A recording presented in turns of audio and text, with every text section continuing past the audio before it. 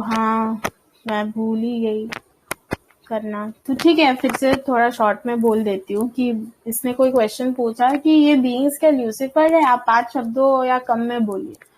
तो बोलता है कि आपने खुद 12 शब्द और एक नंबर यूज किया है, कोई रिचुअल स्टार्ट किया कर दिया अनजाने में, क्या आप ल्यूसीफर के बीइंग हो?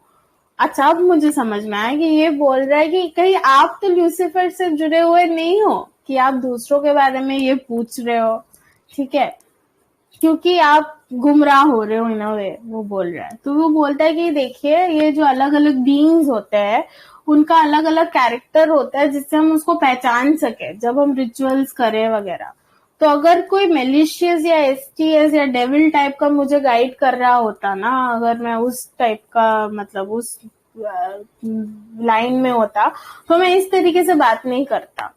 क्योंकि ऐसे लोग जो इस टाइप के एनर्जीज और इस टाइप का इंटेंशन से काम करते हैं, जो कि मेलिशियस या हार्मफुल हो दूसरों अदर सेल्स के प्रति, वो ऐसे बात नहीं कर पाएगा या लिख नहीं पाएगा बिना उसको वो एनर्जी इफेक्ट किए हुए, क्योंकि वो एग्रेसिव हो जाएगा, वो पागल टाइप का हो जाएगा कुछ कुछ चीजें पढ़ के, कुछ कुछ देख के। क्योंकि ब्लैक मैजिक वगैरह भी जो लोग करता है ना, वो अपना एंगर या हेट्रेट या ये सब इमोशंस की पावर को फोकस करके यूज करके करते हैं, तो उनमें वो चीज दिखता है।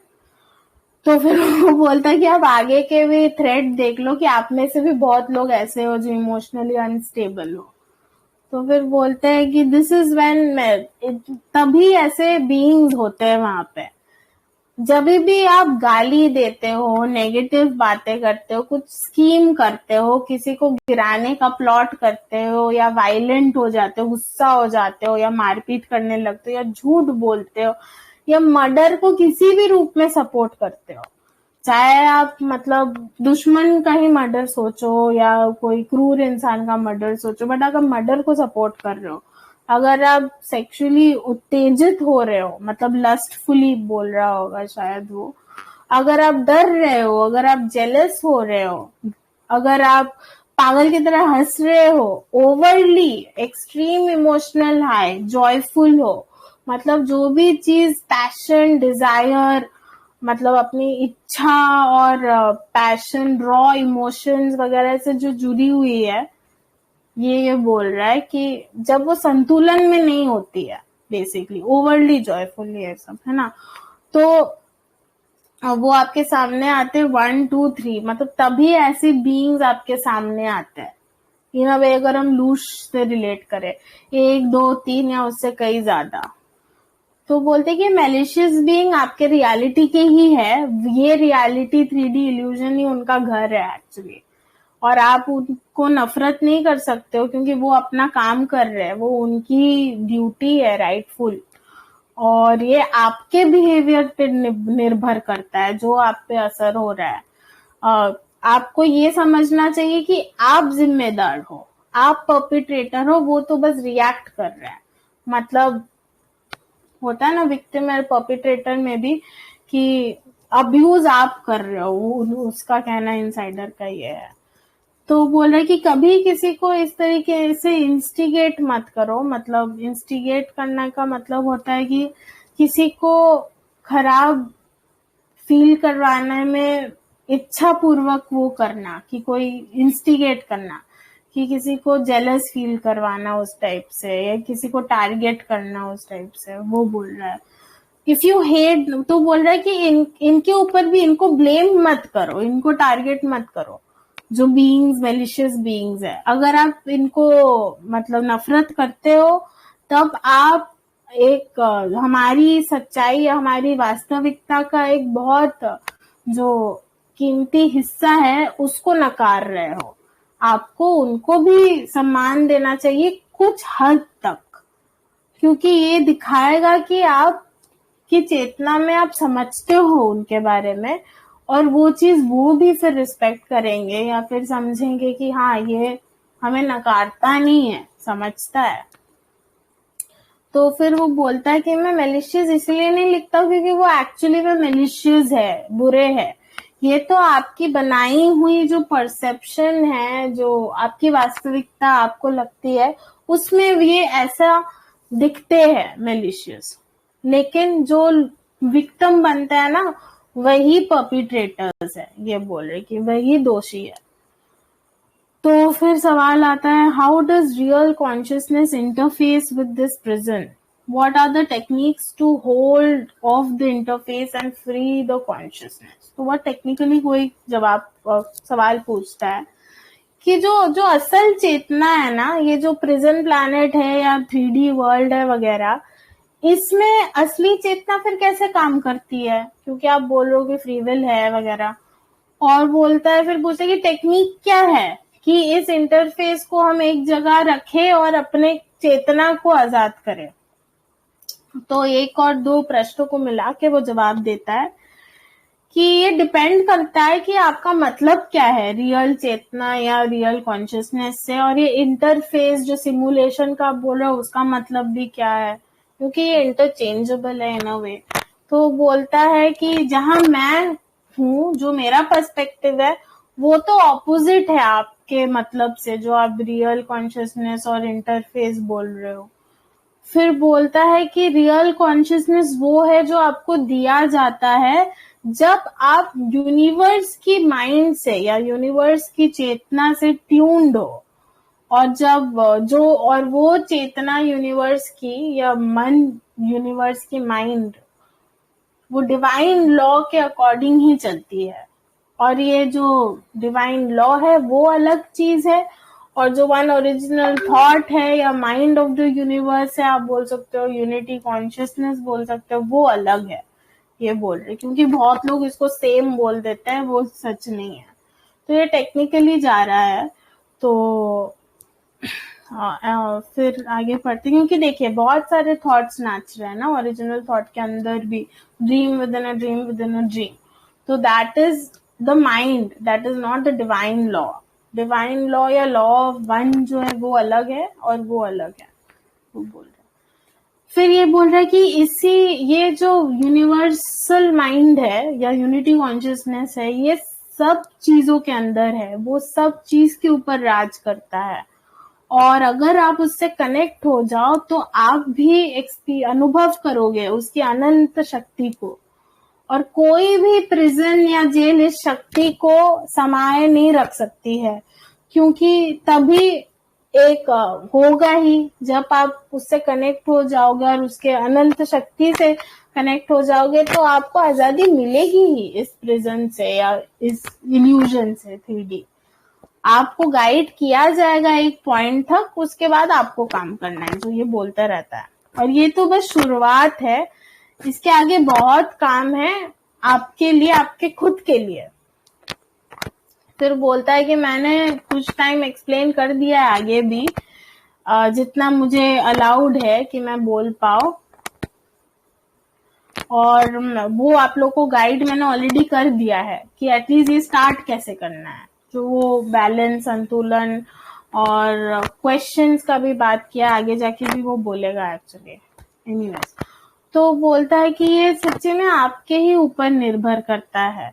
मैं थोड़ा हिचकिचा के ये भी ऐड कर रहा हूँ कि हाँ, जो पौराणिक किताबें है, ग्रंथ है वगैरह, वो भी मदद करेगी। हालांकि इसने बोला है कि उनमें मैनिपुलेशन है, वही बोल रहा है कि बहुत सारा है उसमें मैनिपुलेशन, गलत ट्रांसलेशन वगैरह, और इंटेंशनली किया गया है, जानबूझ के है ये मैनिपुलेशन। लेकिन कुछ लेवल तक आपकी अवेकनिंग हो जाएगी ना, तो आप समझ जाओगे कि उनमें भी कौन से वो भाग है जो सच है।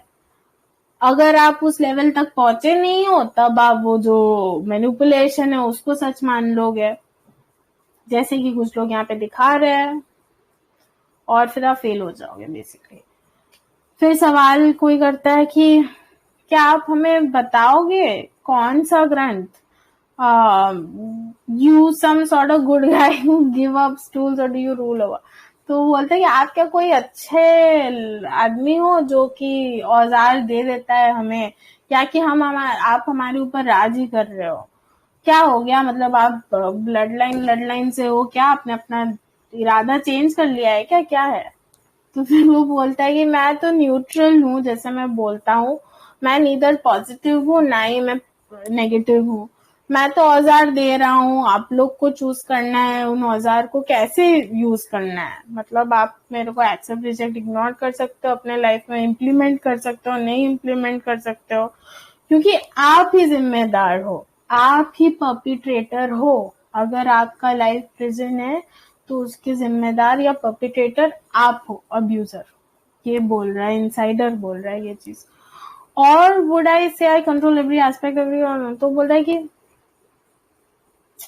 कि क्या मैं आपके लाइफ का हर एक घंटा, हर एक मिनट, हर एक सेकंड कंट्रोल करता हूँ? क्या मैं आपको फोर्स करता हूँ कि आप ऐसे ही सोचो, ऐसे ही बोलो, ऐसे ही करो? आप ही सोचो। आप गलत इंसान के ऊपर गुस्सा ना करो। फिर ये बोल रहा है ऐसा। तो फिर सवाल आता है कि क्या ये जरूरी है कि हमें पता हो कि हम यहाँ पे यहाँ से एस्केप करने के लिए आए हैं, छुटकारा, आजादी पाने के लिए आए हैं, कि बस अपने ऊपर काम करना, just work out where we are, बस मतलब समझ लो कि ये 3D रियलिटी है वगैरह, ये काफी है। और फिर बोल रहे हैं कि क्या हमें ये जवाब मिलेंगे अगर हम सोसाइटीज ज्वाइन करेंगे, वो सीक्रेट सोसाइटीज वगैरह, या फिर कोई संस्था वगैरह, या फिर हमको डिवाइन इंटरवेंशन, मतलब कल्कि के लिए आप सोच लो इन अ वे, या फिर जो डिवाइन है, अनंत रचयिता का खुद का मतलब इंटरवेंशन, वो कुछ करे, उसके लिए वेट करना चाहिए। कि ये तीनों चीजें ही काम कर देगी हमको, कि इनमें से कुछ नहीं काम आएगा? आपने हम मेरे पहले वाले क्वेश्चंस नहीं आज जवाब दिए, मैंने आपको कुछ ऑफेंड तो नहीं कर दिया है ना, वो पूछ रहा है। तो फिर वो जवाब देता है कि ये आवश्यक है कि आप पूरा स्पेक्ट्रम देखो, मतलब जो अलग अलग विभिन्न रूप है रियलिटी का वगैरह, वो आप देखो। When it is partial, it will be like looking through the window while it is partially covered with a curtain. Okay. तो वो जो एस्केप और ये वाला चीज है ना, इसके कॉन्टेक्स्ट में बोल रहा है कि अगर आप बस एक ही पोर्शन का, आपको अगर जस्ट लगेगा कि बस हम ये समझ जाए कि ये क्या है रियलिटी, वो काफी है, बोले नहीं, आपको पूरा समझना पड़ेगा। क्योंकि आप अगर आधा चीज देखोगे तो वो ऐसा सच को ढूंढना होगा, जैसे कि आप देख रहे हो आपके विंडो से बाहर, लेकिन उसपे आधा पर्दा गिरा हुआ है, तो आप आधा ही देख पा रहे हो। तो आपको ये नहीं पता है कि वो पर्दे के पीछे क्या है, इसीलिए आप उस हिसाब से एक्ट भी नहीं कर पाओगे। तो ये पूरे स्पेक्ट्रम को क्या कवर कर रहा है, आपको समझना है। अब ये बोल रहा है बेसिकली कैसे करना है वो जो एसेंशन की तैयारी, कि इस जगह को समझो, क्या है ये, किधर है ये, खुद को आप समझो, आप क्या हो, आप यहाँ कैसे आए, आप यहाँ क्यों आए, और वापस कहाँ जाना है आपको। ये सारे सवालों पे मेडिटेट करो, मनन करो, एटलीस्ट सिंसियरली पूछो, और इसका सिंसियरली आंसर्स ढूंढो आप, और खुद को तैयार भी करो कि आप वो जवाब जान पाओ, उससे आप मतलब एकदम शॉक में ना चले जाओ। और फिर बोलता है कि अपने आप को क्लेंस करो, प्यूरिफाई करो, reach out for the mind, जो यूनिवर्सल माइंड है वो बोल रहा है कि उस तक पहुंचने का कोशिश करो। Speak within, without, that you are ready, live strictly according to the answers. तो जब आप मतलब समझ जाओगे तो आप अंदर खुद को और बाहर भी वो दिखाओ अपने एक्शंस वगैरह से, कि आप समझे हो, आपको जवाब जो मिला है उसके अकॉर्डिंग आप चल रहे हो, तब आप तैयार हो। फिर बोलता है दूसरा आंसर के लिए कि भाई ये सीक्रेट सोसाइटी वगैरह कभी मत ज्वाइन करो, कुछ भी हो जाए मत ज्वाइन करो। कोई रिलीजन, कोई न्यू एज स्पिरिचुअलिटी, कोई भी इंसान गुरु को, प्रोफेट को, priest, rabbi, imams, popes, fortune teller, mediums, Dalai Lamas, politicians, authors, scientist, celebrities, parents, किसी को भी जो वैलिड अथॉरिटी ना मान लो कि यही है 100% सच्चाई या अथॉरिटी नॉलेज के ऊपर, स्पेशली जो नॉलेज वगैरह डिवाइन के बारे में हो, तो आप किसी को भी ऐसे टेकन फॉर ग्रांटेड ना लो, ना उसको सिद्ध मान लो एकदम। दूसरे मैटर्स पे आप मतलब आपकी चॉइस है कि आप डिस्कस कर सकते हो, उनका कुछ बात एक्सेप्ट डिक्लाइन कर सकते हो, लेकिन जो करोगे आप डिवाइन छोड़ के, अल्टीमेट डिवाइन से कनेक्शन के बारे में छोड़ के अगर आप कुछ करो इनके साथ बातचीत या अनुभव वगैरह, तो फिर जो कॉन्सिक्वेंस होगा उसको भी आपको एक्सेप्ट करना पड़ेगा। फिर ऐसे धोखे में, शौक में नहीं जाना है। तो फिर वो बोलता है कि आपको बस खुद को ही चाहिए और डिवाइन चाहिए, कोई किसी और चीज की जो बॉडीज में है, जो ह्यूमन फॉर्म में है, उसकी कोई जरूरत नहीं है।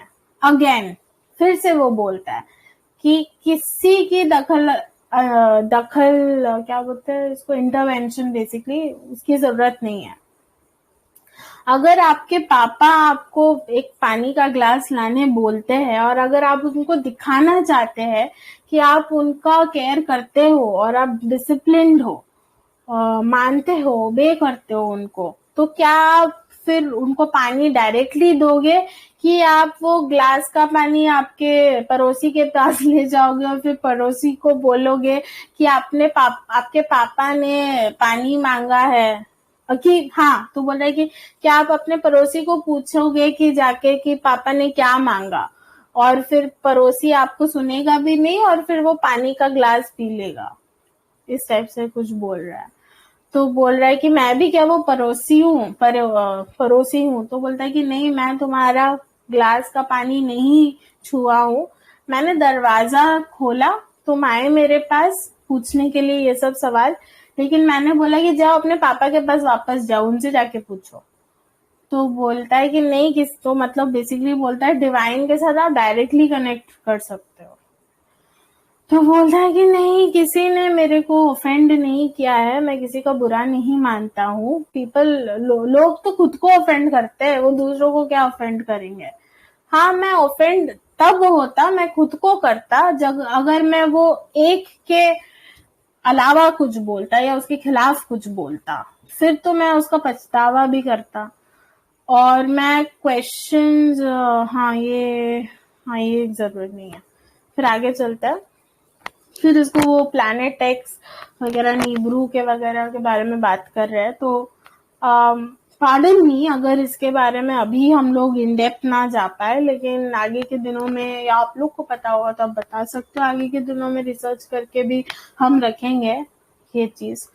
तो उसको कमेंट मांग रहा है कि नजारा कुछ है, I don't know what it is actually. Planet x मुझे पता है, नीब्रू जो लोग बोलते हैं, एनीवेज ये बोलेगा, बट मैं शॉर्ट में बोल रही हूँ कि वो हमारे पृथ्वी के तरफ आ रहा है धीरे धीरे, और जैसे ही वो आ रहा है तो पोल शिफ्ट की संभावना या हार्वेस्ट की संभावना ज्यादा उससे होती है। पोल शिफ्ट के बारे में पूछ रहा है। फिर फर्स्ट कांटेक्ट कुछ है जिसका उसने जवाब ही नहीं दिया, और उसके बारे में पूछ रहा है। फिर सेकंड कमिंग, क्राइस्ट का सेकंड कमिंग के बारे में पूछ रहा है कि जो कल की आएगा या क्राइस्ट आएगा। तो फिर बोलता है कि ये सब जो कहानियां है, इसके पीछे कौन है, क्यों, क्या है और क्यों है। तो नेसेरा के बारे में बोलता है कि यार इसके बारे में डिस्कस करने की जरूरत नहीं है, ये लंबे समय के लिए मतलब गुमराह करने की चीज है। फिर प्लैनेट एक्स नीब्रू के बारे में बोल रहा है कि अभी ये एग्जिस्ट नहीं करता है, जैसे कि बहुत सारे ग्रह, चांद, सितारे, आकाशगंगा ऐसे थी जो पहले एग्जिस्ट करती थी, अभी नहीं करती है। उनकी भी डिमाइज होती है, उनकी भी एक टाइम आती है जो फिर वो इन अ वे एग्जिस्ट नहीं करते हैं, और हाँ, उनका वास्तविकता से ये चला जाता है एग्जिस्टेंस। सॉरी, मैं एक ही चीज को अलग वे से बोल रही हूँ क्योंकि मेरा हिंदी थोड़ा कमजोर है। तो फिर बोलते कि ये मर जाते हैं, आप सोचो एक तरीके से, लेकिन जो लेके आते हैं जब वो जिंदा थे, वो कभी रुकती नहीं है, वो अपना पार्ट प्ले ही कर जाती है, जैसे कि कहानियों के जरिए वो पूरे होल के क्रिएशन में। फिर ये पोल शिफ्ट के बारे में बोल रहा है कि 2 बार हो चुका है मेरे नॉलेज में, सेकेंड और थर्ड एरा में बोल रहा है, और अगर जरूरी पड़ेगा तो फिर से होगा ये, it will be done again, मतलब कोई करवाता है ये बोल रहा है। सेकेंड कमिंग के बारे में हम बोल रहा है, लेट मी रीड दिस थोड़ा सा। You returning back to where you belong after you have succeeded, which means the second coming cannot take place on earth for you, do not belong here। हाँ, तो बोल रहा है कि उसका logic के हिसाब से बोल रहा है कि सेकेंड कमिंग मतलब जीसस क्राइस्ट किसी जो इंसान के रूप में ऑलरेडी आ चुका है, उसको सक्सेस मिल गया है, फिर से वो आएगा धरती पे। तो वो सेकेंड कमिंग कैसे होगा, क्योंकि आप तो इधर बिलोंग ही नहीं करते, which means second coming can not take place on earth, for you do not belong here. मतलब आपको ये बोल रहा है कि आपको यहाँ पे आने की जरूरत ही नहीं है, आपको सक्सेस, आप ह्यूमन तो आओगे ही क्यों पहले, फिर आपको सक्सेस मिल गया है, उसके बाद फिर से आने की आपको जरूरत ही नहीं है। फिर बोलता है कि जो लोग ऐसा कोई सेवियर कोई आके बचाएगा पृथ्वी में हम लोगों को, ये सब के लिए जो वेट कर रहे हैं ना, वो सब फेल ही करेंगे, क्योंकि वो खुद से काम नहीं करना चाहते हैं। और मैंने देखा है कुछ क्रिश्चियंस ये फोरम में वगैरह, सारा चैट तो नहीं दिया है क्योंकि फिर पढ़ने में बहुत मुश्किल हो जाता, तो उन्होंने बोला कि यहाँ गुस्सा भी इसके ऊपर किया, उसको अटैक भी किए हैं, ठीक है, लेकिन वो उनकी चॉइस है। मैंने क्रिश्चियनिटी के बारे में ज्यादा बोला, हाँ ठीक है, कुछ लोगों ने बोला होगा कि सारे धर्मों में जो मैनिपुलेशन है, क्रिश्चियनिटी को ही क्यों इतना बदनाम कर रहे हो, तो बोले कि नहीं, क्योंकि यहाँ पे क्रिश्चियन ज्यादा और रूम ज्यादा, अपॉर्चुनिटी उसी चीज का मिला यहाँ पे, इसीलिए।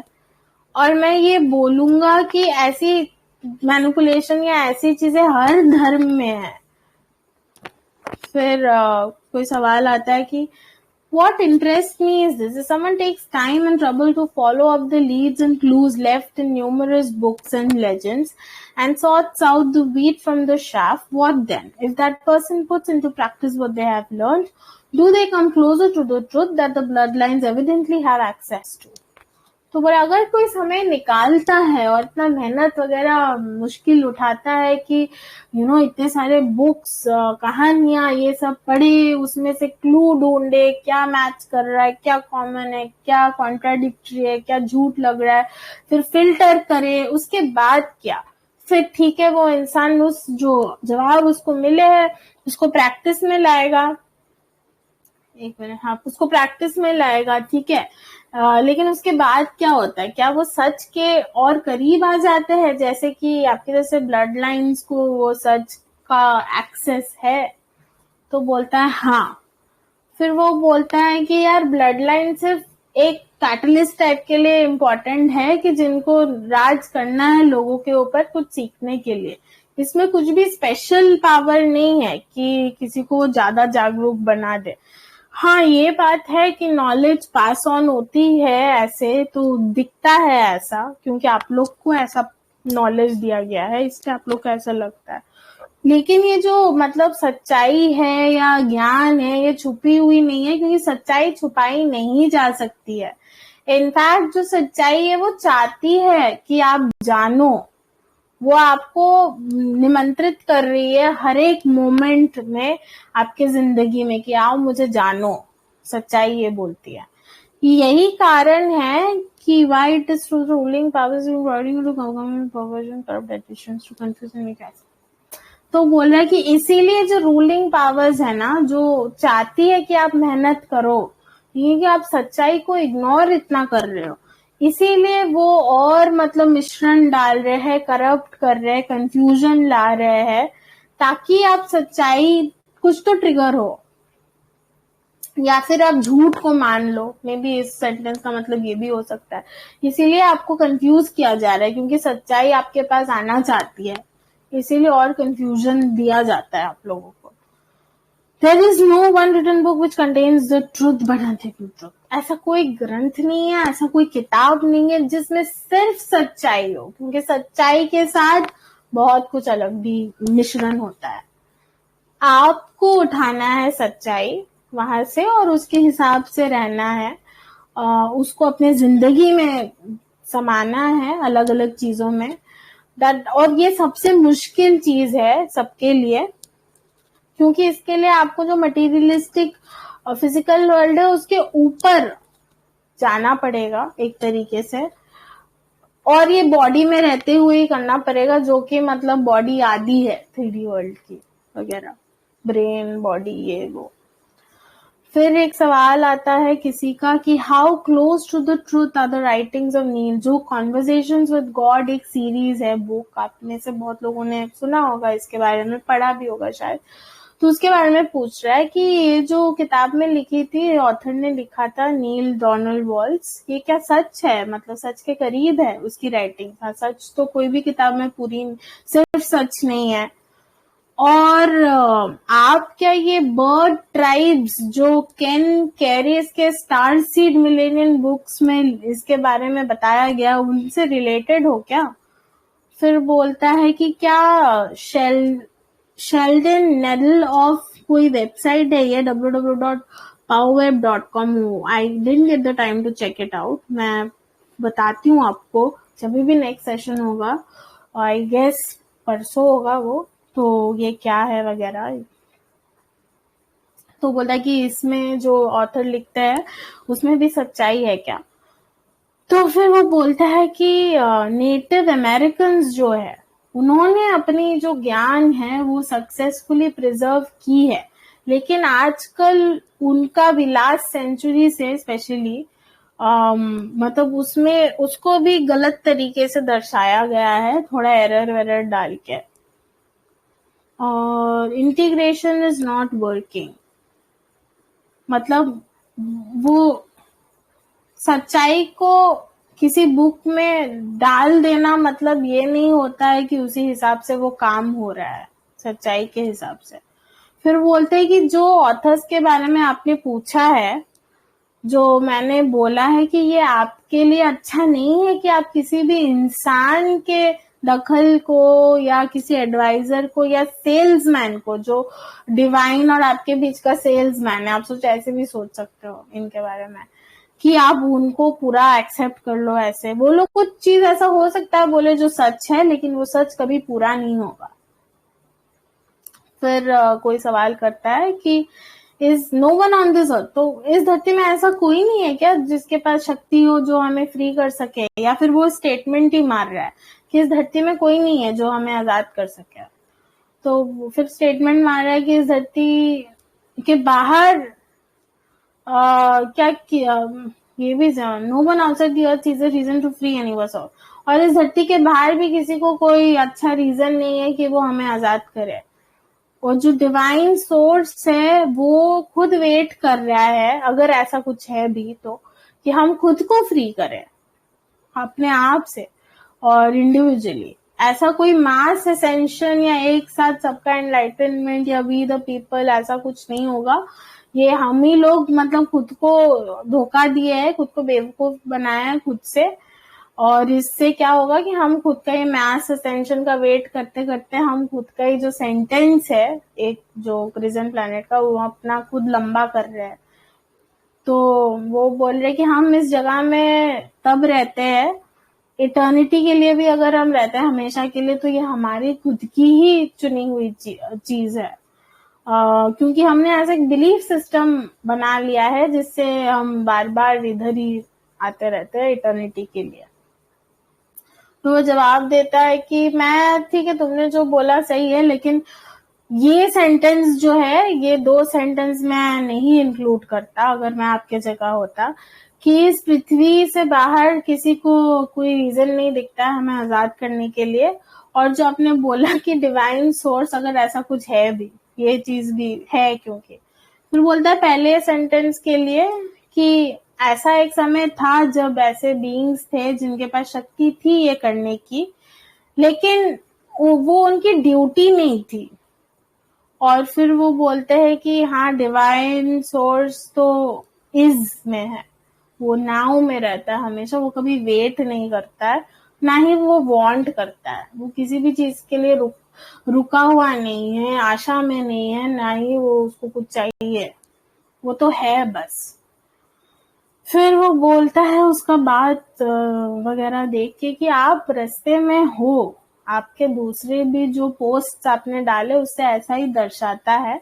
आप सोचते सही हो लेकिन उस तरीके से जीना जो है वो इम्पोर्टेंट है। And by divine law, Christ was sent here to correct the situation.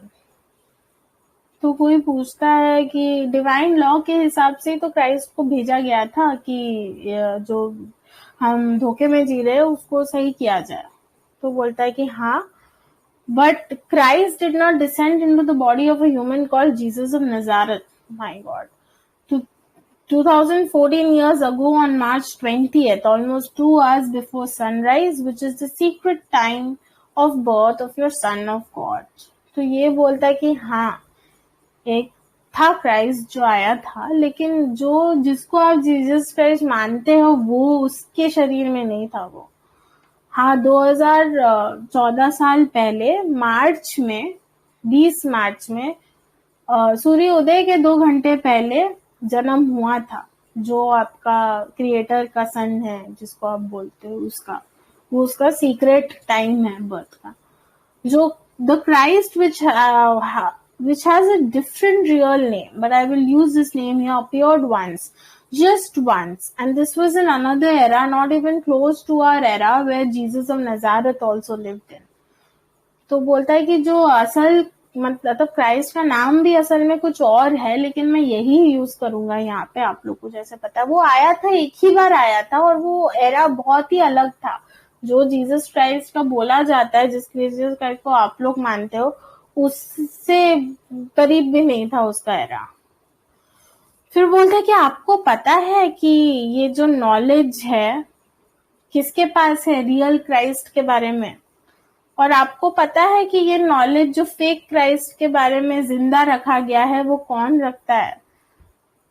The opposite of what you are thinking, मतलब आप जो भी सोच रहे हो उसके विपरीत ही है चीज। फिर जवाब आता है मतलब सवाल आता है, sorry, why do all elitists worship Lucifer the liar and deceiver. तो बोलता है कि सब आप एलिट वाले मतलब ल्यूसीफर को क्यों पूछते हो, जो कि झूठा है और डिसीव करता है, धोखे में रखता है सबको।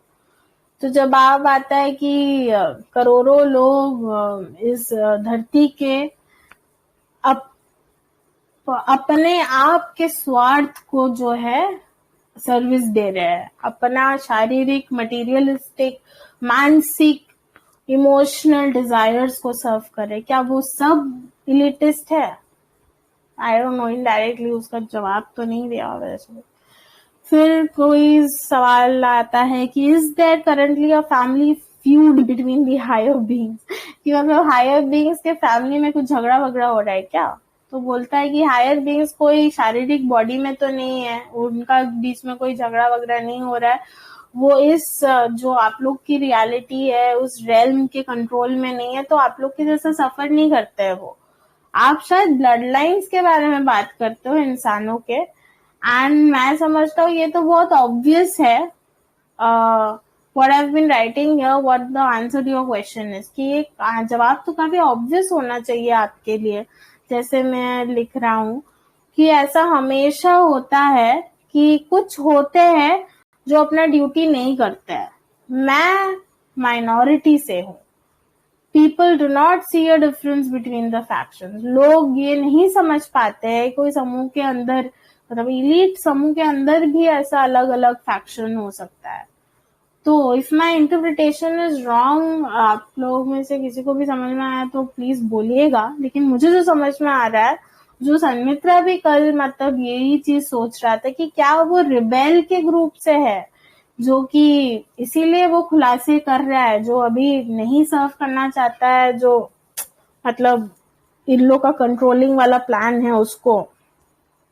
तो ऐसा ही कुछ यहाँ पे लग रहा है, बोल रहा है वो, कि हमेशा ऐसा होता ही है कि वो झगड़े के बाद हो रहा था ना हायर बीइंग्स के बीच में, कि ब्लड लाइन्स के बारे में अगर आप बात कर रहे हो तो ऐसा हमेशा ऑब्वियस होना चाहिए, जैसे मैं आप लोग को बता रहा हूँ कि ऐसा होता है जो अपना ड्यूटी नहीं करता है कुछ लोग। मैं उसी छोटे से समूह जो माइनॉरिटी है उस समूह से हूँ, और लोग ये नहीं पता लगा पाते हैं बेसिकली कि ऐसा भी हो सकता है। फिर कोई सवाल होता है कि red Chinese get heart retaliation from Rita super typhoon eye for eye, what about this? Oh my god, ये कोई वर्ल्ड डिपेंड हार्ट से रिलेटेड कुछ ऐसा टाइफून जनरेट कर रहा है, मतलब क्लाइमेट चेंजेस जो आती है, साइट्रॉनिक्स के क्या वो था, एनीवेज हाँ। तो फिर वो बोलता जवाब देता है कि यार आप ये जो वर्ल्ड इवेंट्स है इस पे इतना फोकस मत करो, क्योंकि ये सब बनी बनाई ऑर्केस्ट्रा है, ड्रामा है, जिसको आपकी अटेंशन लेने के लिए है। क्योंकि the struggle you should pay attention. तो जिस लड़ाई या स्ट्रगल पे, चैलेंज पे आपको अटेंशन देना चाहिए, वो आपके आंतरिक मतलब जो लड़ाई है उसके ऊपर देना चाहिए। फिर वो किसी को कमेंट करता है, Charlie in reading what you wrote, मतलब कहीं और कोई और पोस्ट का आंसर इसी में देता है। तो बोलता है कि you are not acting talking like one of that lineage which is a good thing because they were ignoring the task. It means that subconsciously you have detached yourself from that lineage even though consciously you may not. This is important to understand. You have passed a certain level, which I did too almost 11 years ago. You excelling in certain areas is not just genes, they have a different purpose. It's about what I mentioned above. The old path is near. कोई और language में बोल, तो I don't know, किसी को बोल रहा है कि आप जो बोलते हो कि आपके पूर्वज ये है वो है, लेकिन आप उनके जैसे नहीं बिहेव कर रहे हो, ना ही बात कर रहे हो, जो कि एक अच्छी बात है, क्योंकि जो आपके पूर्वज थे वो अपना काम को नकार रहे थे, उसको इग्नोर कर रहे थे। इसका मतलब आपने सबकॉन्शियसली खुद को डिटैच कर दिया है अपने पूर्वजों से वगैरह, जो कि अच्छी बात है। कॉन्शियसली नहीं किया होगा, ये समझना इम्पोर्टेंट है। तो आपने एक लेवल पास कर दिया है, जो मैंने भी पास कर दिया था 11 साल पहले। तो दीज आर सम हिंट्स। मैं ये टेक्स्ट को यही बोल रही थी कि ये उतना पॉलिश तरीके से लिखा नहीं गया है, पर ऐसे लिखा गया है, पता है, कि इससे हम खुद को बहुत सवाल कर सकते हैं। फिर वो बोलता है कि आप, वो बोल रही होगी कुछ कि वो जीन्स के वजह से अच्छी है, कुछ कुछ चीजों में प्रिविलेज है वगैरह। तो बोलता है कि नहीं, सब कुछ जीन्स के वजह से नहीं होता है, कुछ और भी पर्पस हो सकता है, और मैं वही जो मैंने इधर बताया है वही पर्पस कुछ होगा। फिर वो किसी और को भी बोलता है, ओजाकी वगैरह को, कि कोई भी नॉलेज, ज्ञान, नॉलेज एक्सेप्ट करने से पहले आपको उसके बारे में और इन्वेस्टिगेट करना चाहिए कि वो कहाँ से आ रहा है। अब तो आपने जो ज्ञान के बारे में लिखा है, आपको पता है कि ये कहाँ से इसकी शुरुआत हुई, कहाँ पे क्या जर्नी है इसका, कहाँ मैनिपुलेट हुआ है, क्या नहीं, that you just type comes from, कब रिलीज हुआ था, और किन के हाथों से हुआ था, कैसे आया ये वगैरह। और सबसे इम्पोर्टेंट है कि who controlled those hands documenting it, जो इस ज्ञान को लिख रहे थे उनको कौन कंट्रोल करता था, ये भी सोचना जरूरी है। और मैं ये सब बोल रहा हूँ, मेरे इरादे बेस्ट है आप लोगों के लिए, अच्छे हैं। अगर आपको पता होता तो आप इस तरीके से नहीं पोस्ट करते। आप जो भी बोलते हो ना, वो उसका रूट्स को इन्वेस्टिगेट करो, ये आपके लिए ही अच्छा है। जो ज्ञान है वो कहीं से भी प्रकट नहीं हो जाता है, वो भी दिया जाता है हमेशा, इसमें कोई एक्सेप्शन नहीं है। अच्छा, तो कितना लंबा है ये सेकंड वाला, देखते हो। हाँ, ये थोड़ा सा लंबा है, तो आई थिंक ये हमें, तो मैं कंटिन्यू करूं या आप लोग कुछ अभी डिस्कस करना चाहोगे, फिर ये नेक्स्ट सेशन कंटिन्यू करें?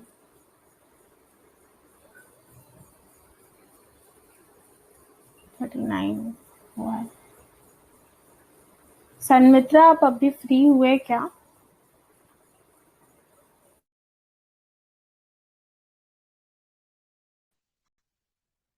हम्म।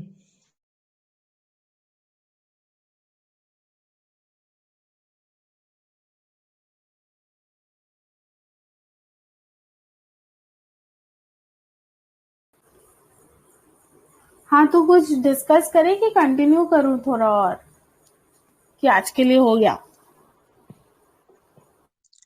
1 घंटा और लग जाएगा, पूरा पढ़ोगी तो और भी बहुत पेज है। वही, आई थिंक एक और सेशन में हो जाएगा, तो आज के लिए रोकते हैं।